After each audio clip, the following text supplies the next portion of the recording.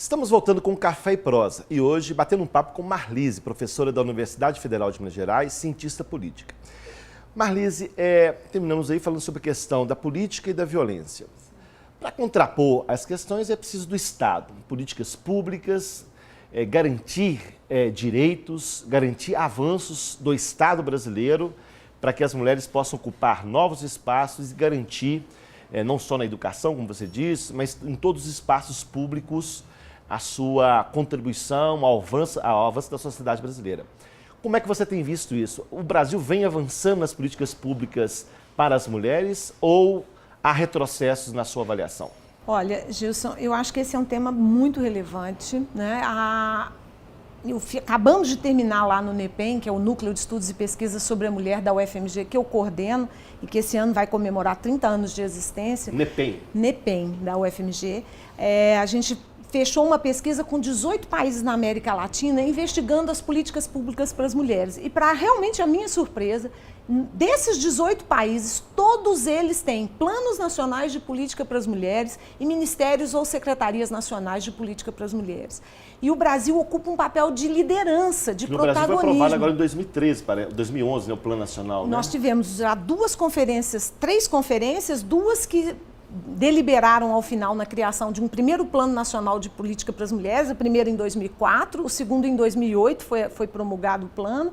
E a gente tem um terceiro plano que está aí também circulando, mas o que é muito impressionante observar, assim, eu acho que o seu ponto é relevante a gente chamar a atenção, a figura do Estado, ela é absolutamente importante. E eu acho que diferente de uma outra agenda do feminismo mais para trás, onde a gente tinha uma relação com o Estado que era de recusa do Estado, né, o Estado era patriarcal, as feministas não queriam se aproximar do Estado, hoje eu diria que a gente está numa... Ou do Estado neoliberal, que era Estado mínimo. Um estado de não ter política social ou de delegar, né, para a própria sociedade civil a implementação dessas políticas. Hoje a gente tem um outro Estado e as mulheres estão dentro do Estado. Né? Assim, você tem uma Secretaria Nacional, aqui em Minas Gerais nós temos uma coordenadoria de política para as mulheres e, portanto, as mulheres estão entrando dentro do Estado. E eu acho que é uma luta importante, essa, a da despatriarcalização do Estado, porque a gente precisa transversalizar, né, a discussão de gênero, né, das mulheres e da questão racial também, né? A questão da sexualidade. Esses são elementos que precisam ir para o campo das políticas públicas para que todas as nossas políticas públicas, sejam elas de caráter universal, como as de educação, de saúde, né? No desenvolvimento social, ou as afirmativas, elas tenham esse viés, né? Porque a nossa pobreza, ela tem um viés de gênero e raça, não é? As nossas desigualdades sociais, todas elas têm vieses de gênero e de raça. Então a gente precisa trazer esse debate para dentro da formulação e da implementação de política pública. E as mulheres são provedoras de famílias, pelo programa Bolsa Família, Minha Casa Minha Vida, parece que o governo tem dado um olhar diferente para a questão da mulher, né? Isso eu acho que é uma das inovações desse novo Estado que a gente tem aí constituído, né? Assim, mais de 90% das beneficiárias do Bolsa Família, né, tem a titularidade do cartão do Bolsa. Não é? Isso é muito importante. São mulheres.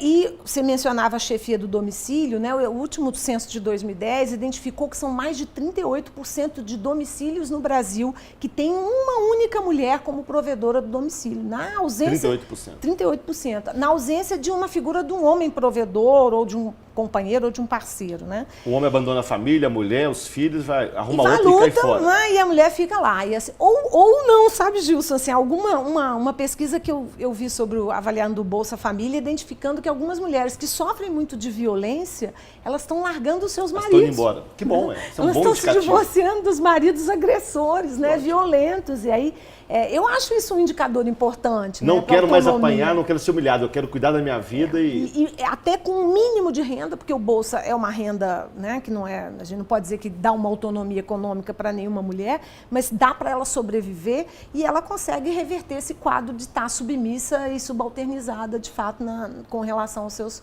agressores masculinos. Né? Isso é um desafio importante.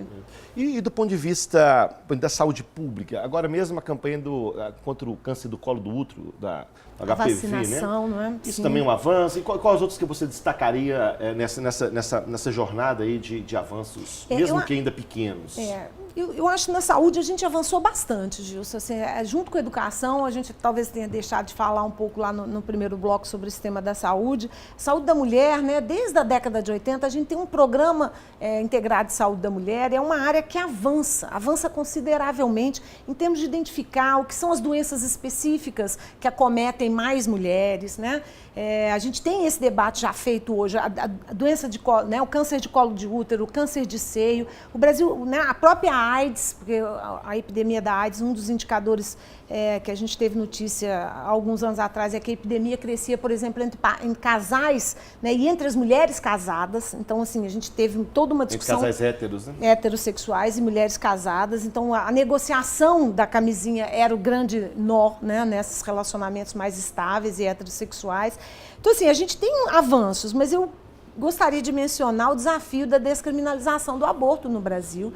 Né? A gente sabe que há uma verdadeira parcela muito significativa da mortalidade materno-infantil no Brasil, materna sobretudo, né?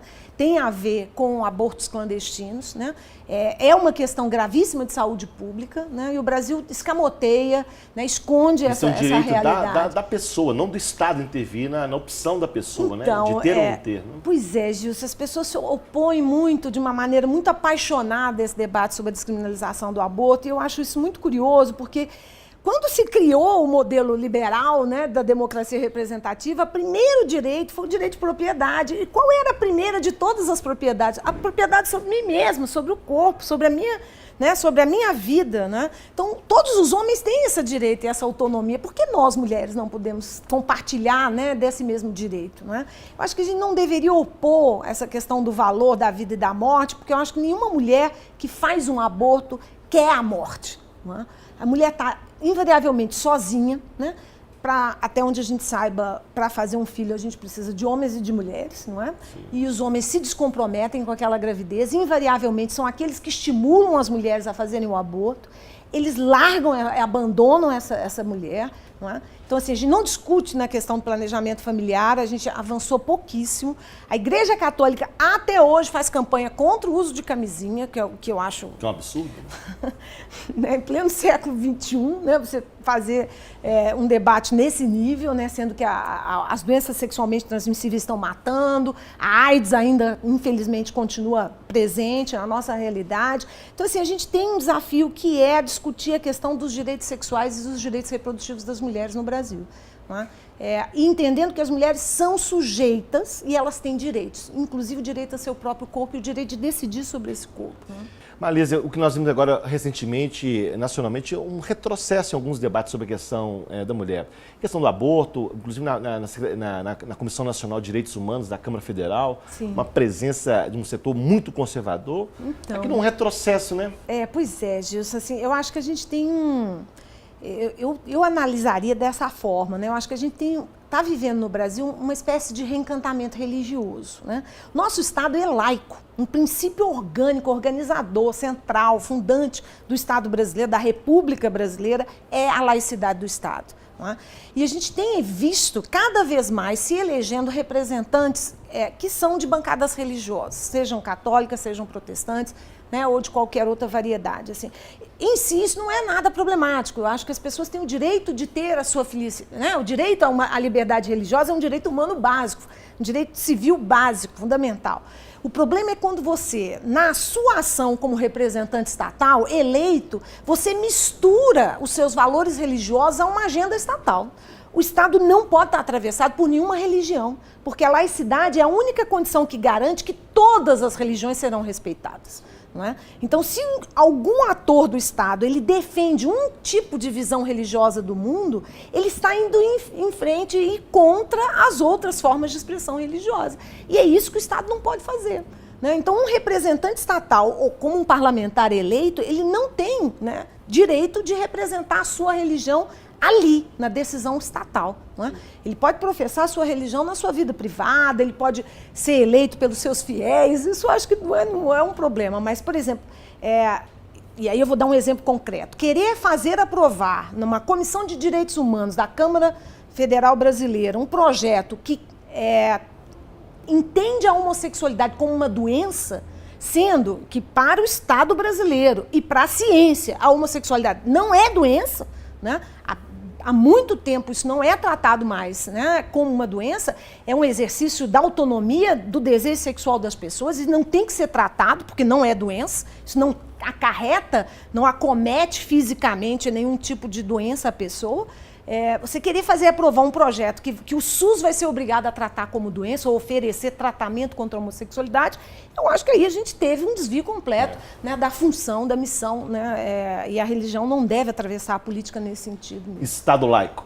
Marlise, muito obrigado pela nossa conversa. É muito extenso o tema, mas nós continuaremos esse bate-papo em outra ocasião. Gente. Muito obrigado. Foi muito bom. E parabéns para você e muito obrigado pela presença. Pra nós.